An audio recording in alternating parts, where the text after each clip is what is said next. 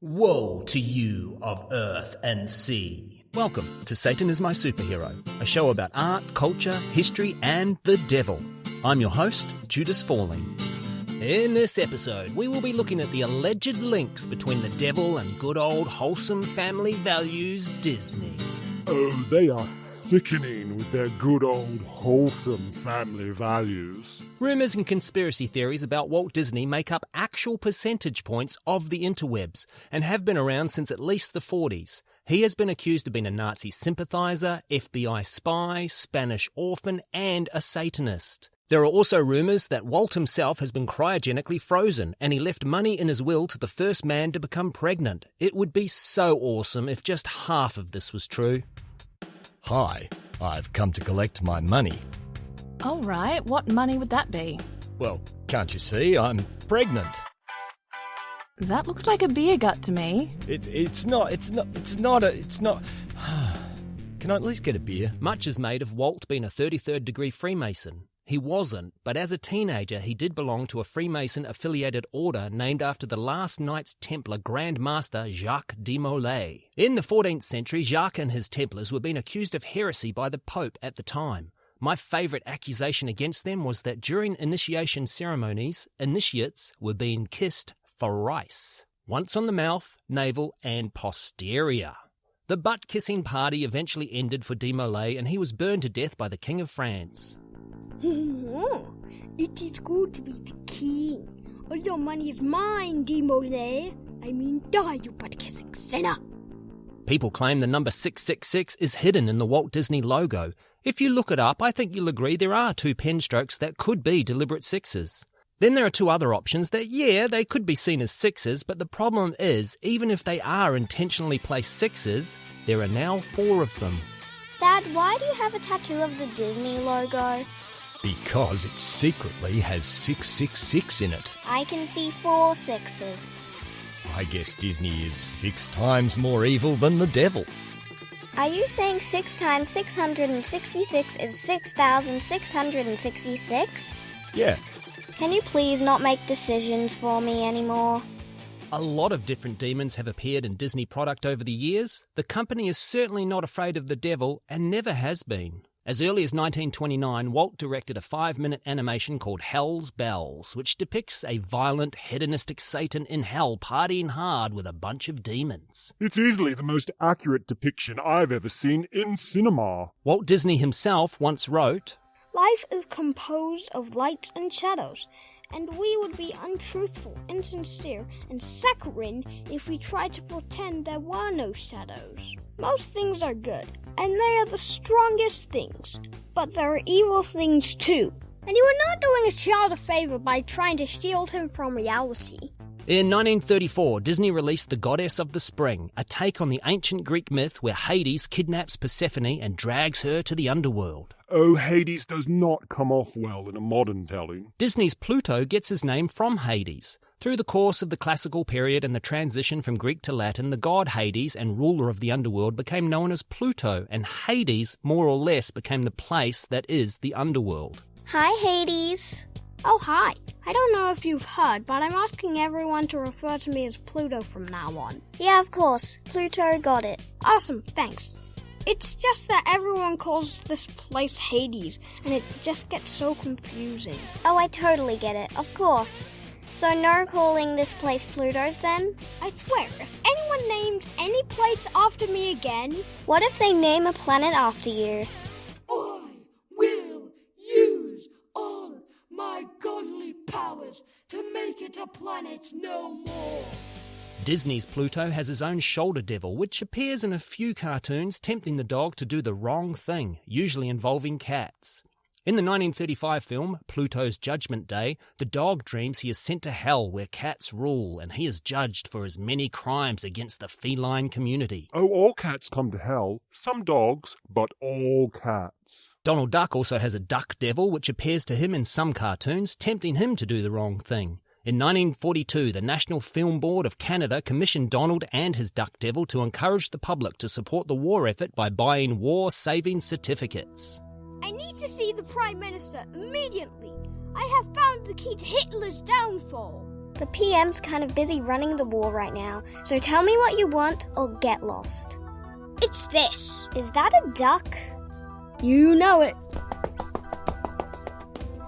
Excuse me, Prime Minister. Sorry to bother you, but you've got to see this. The recurring Disney character Witch Hazel has a broomstick called Beelzebub. Why would you call your sentient flying broomstick anything but Beelzebub? The Slavic deity Chernobog appears in the 1940 Disney movie Fantasia. In Slavic folklore, Chernobog is the Black God, a classic horned devil complete with giant bat wings. The section of the film featuring Chernobog is scored by a Modest Mussorgsky orchestral piece called Night on Bald Mountain. According to Slavic mythology, Bald Mountain is where witches come out to play for their Sabbath. Anton LaVey published a list of movies for budding Satanists to watch. Fantasia is on that list. Current High Priest of the Church of Satan, Peter Gilmore, said, The films he selected exemplify aspects of the philosophy of Satanism, often illustrating points of view or dramatic resolutions that agree with Satanic principles. Side note, the Hans Christian Andersen biopic starring Danny Kaye is also on that list. Who doesn't love Danny? No, seriously, who doesn't love Danny Kaye? I will hunt you down. In the 1942 propaganda film Stop That Tank, Disney kills Hitler with an anti-tank gun and Adolf goes directly to hell without passing go. The little dictator has a throwdown toddler tantrum, kicking and screaming on the ground while the devil laughs at him. #embarrassing. Ugh, embarrassing. In the 1959 Sleeping Beauty, the evil shape-shifting fairy Maleficent invokes all the powers of hell before turning into a dragon. In 2014, Disney reimagined Maleficent as a misunderstood horned fairy dressed in black who uses the dark side of the Force. In the film, Maleficent has her demonic wings cut off by her betraying lover. Christianity Today reviewed the movie and were upset by the rehabilitation of Maleficent. They felt Disney were trying to come up with new reasons as to why seemingly good people do evil things. It says here, peasant, you stole the bread from Master Baker's Baking Bakehouse in Bakersfield because you were hungry and had no money to pay? Yes, Your Honor. Do you understand Christian law? I think so. Well then, you should well understand there are but 2 reasons an otherwise good person commits an act of evil. Just 2? Just 2, demonic possession and or temptation by the very devil himself. Which do you plead? Demonic possession? Very good. Death by hanging. Oh, no. I didn't mean demonic possession. I meant tempted by the devil himself. Okay, very good. Well, for anyone who didn't see where the sketch was going, death by hanging. I didn't see that coming. That's why you're playing the peasant and I'm playing the judge. In 1981, Disney released The Devil and Max Devlin, a movie starring future convicted aggravated indecent assaulter Bill Cosby as the devil. I can't wait to meet him. And I will. In 1983, Disney released Ray Bradbury's Something Wicked This Way Comes, a film about the mysterious Mr. Dark who brings his carnival to town and steals people's souls. And now carnies have a bad name. Thanks, Disney. Disney's first ever animated film to receive a PG rating, The Black Cauldron from 1985, is about a thinly disguised Satan archetype called Horned King, who is on a mission to rule the whole world by creating a zombie army of the dead. How did I miss this film when it came out? Do you want to watch a Disney movie? No! Oh yeah, that's how.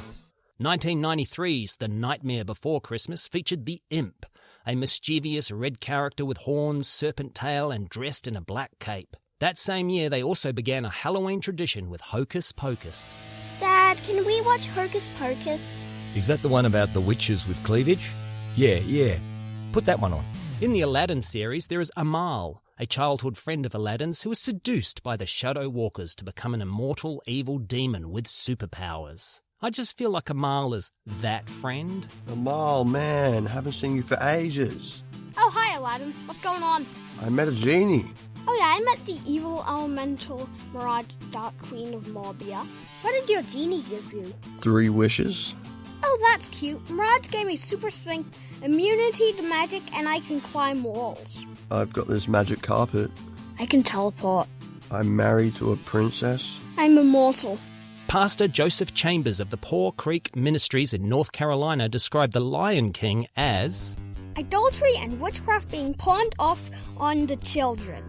He found the ape shaman practicing some kind of African voodoo and the necromancy when Simba talks to his dead dad inconsistent with Christian beliefs. I do agree it's not Christian, but I wonder if he'd agree with me that a church led by a monkey witch doctor who communes with the dead would be fun. Let's go, boy! I'm going to take a short break from the show right now to talk about my sponsors and Patreon.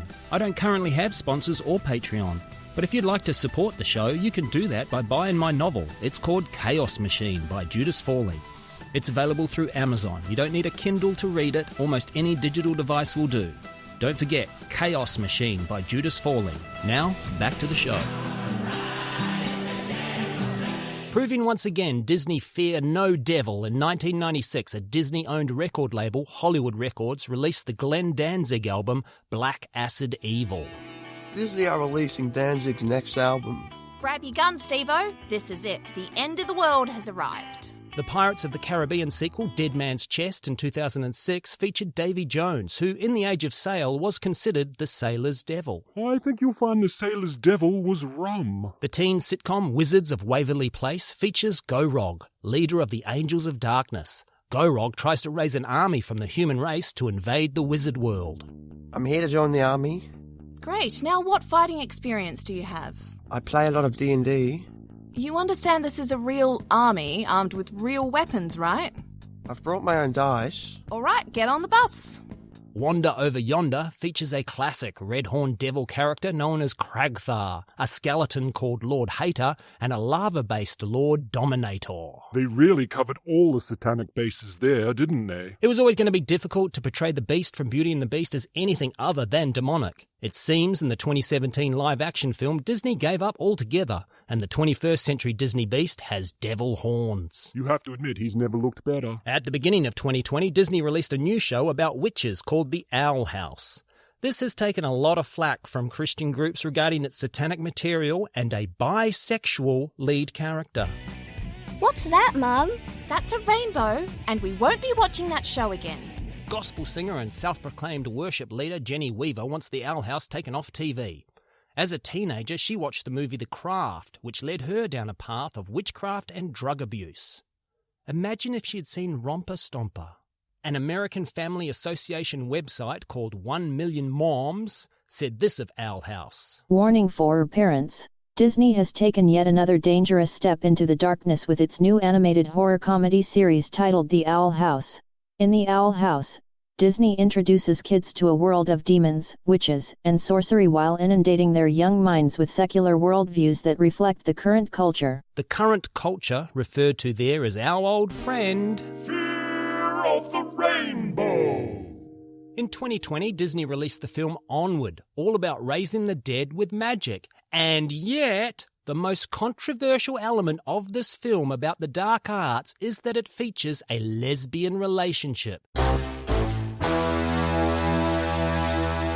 That saw the film banned in multiple territories around the world. Sadly, in modern religion, Satan is spelled LGBT. In 1991, Disney World hosted a gay pride parade. How disgusting. I hate parades. Don't get me wrong, I hate straight parades too. I mean, I would if I'd ever been to one. In 1997, the Southern Baptist Convention voted to boycott Disney due to the company's support for the LGBT community. President of the SBC's Morals and Ethics Panel, a man who ironically sounds like he was named after a gay theme park, Dick Land, said, You can't walk the family side of the street and the gay side of the street in the Magic Kingdom at the same time. I bet you can in Dickland. Dick cars, Dick is fun. Colorado pastor Kevin Swanson claims through Disney, Satan is trying to turn children gay. He described Disney as probably one of the most pro-homosexual organizations in the country. And then went on to say, If I was the devil, I would buy Disney in 1984. That's what I would have done. In 1984, Sid Bass bought an 18% share in the company and installed Michael Eisner as CEO, who proudly boasted he thought 40% of Disney staff were gay. Oh, if only I had invested in 84. If only I was all tied up in spandex at the time. Well, who knew when we started this innocent little episode about good old wholesome family values Disney and its demons, we'd end up here. I had planned to conclude with a spiel about as suspected, Disney, not satanic, blah blah blah. But we ended up on the gay side of the street instead. That's where Disney really dances with the devil. In the eyes of those who think the devil is real, at least. Hey! We've been to Dickland, we've been to the gay side of the street. Now I think appropriately it's time to end our journey in Texas for a quote from Pastor Andrew Schroer of the Redeemer Lutheran Church. Disney morality encourages your children to follow their hearts no matter what, even if it leads them away from what God says in His Word about things like sexuality and gender identity. You should follow your hearts. Helps if you're born into privilege, of course, but do your best. But definitely don't let something written down by primitive humans thousands of years ago dictate your sexuality or gender identity. And that's why Satan is my superhero. If you've enjoyed this episode, please rate, review, subscribe, you know the drill. But more importantly, please recommend this show to just one person. I mean literally one person. Choose that person well.